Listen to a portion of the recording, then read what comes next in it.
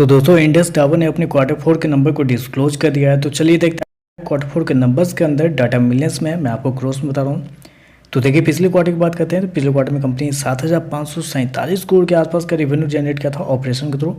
पिछले साल 7,193 करोड़ के आसपास, जबकि अभी देखें तो बढ़ के 7,727 करोड़ आपको जाता हुआ देखने को मिला। तो साल दर साल जाते हैं तो साल दर साल कंपनी के रेवेन्यू के अंदर एक अच्छी खासी तेजी आपको देखने को मिल रही है। लगभग बोल सकते हैं आप 7% के आसपास का जंप है कंपनी के रेवेन्यू के अंदर। जबकि क्वार्टरली बेस पे जाते हैं तो क्वार्टरली बेस पे कंपनी के रेवेन्यू के अंदर लगभग 2 से 2.5% के आसपास की तेजी है। तो कंपनी का रेवेन्यू देखें तो आपको साल दर साल क्वार्टर बढ़ता हुआ देखने को मिल रहा है। जबकि मैं आपको बता दूं कंपनी शो कितना गया है 7,727 करोड़ के आसपास का रेवेन्यू इस क्वार्टर में। जबकि मार्केट का जो अनुमान था वो था लगभग बोल सकते हैं आप कि 7,727 करोड़ के आसपास ही मतलब एग्जैक्टली जितना मार्केट का अनुमान था उतना ही आपको आता हुआ देखने को मिल रहा है। तो डिट्टो आपको कह सकते हैं इनलाइन टोटली आपको देखने को मिल रहा है।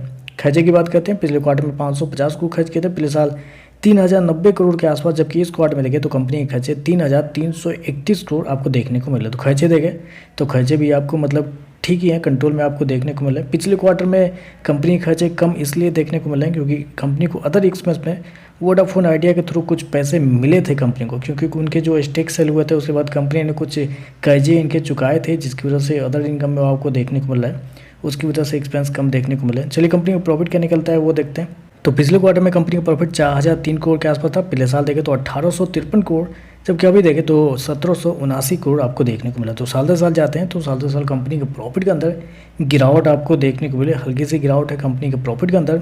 लगभग बोल सकते हैं 4% के आसपास की गिरावट है कंपनी के प्रॉफिट के अंदर साल दर साल। जबकि क्वार्टरली बेस पे जाते हैं तो बड़ी गिरावट है, लेकिन बेसिकली मैंने ऑलरेडी आपको बताया कि क्वार्टरली बेस पे आप जज नहीं कर पाएंगे क्योंकि कुछ ड्यू थे जो क्लियर हुए थे वोडाफोन आइडिया के, इसकी वजह से। हालांकि कंपनी ने शो किया है 1,779 करोड़ का प्रॉफिट, जबकि मार्केट का जो अनुमान था वो था लगभग बोलते हैं 1,780 करोड़ के आसपास। यहाँ पे भी लगभग इनलाइन ही आपको देखने को मिल रहा है। तो नंबर टोटली इनलाइन आपको देखने को मिला है। ईपीएस की बात करते हैं, पिछले क्वार्टर में 15.18 रुपये, पिछले साल 6.88 रुपये, अभी देखें तो 6.75 रुपये का आपको देखने को मिल रहा है। और अगर कंपनी के मार्जिन की बात करते हैं तो पिछले साल कंपनी का मार्जिन था लगभग बोल सकते हैं 25.76% के आसपास।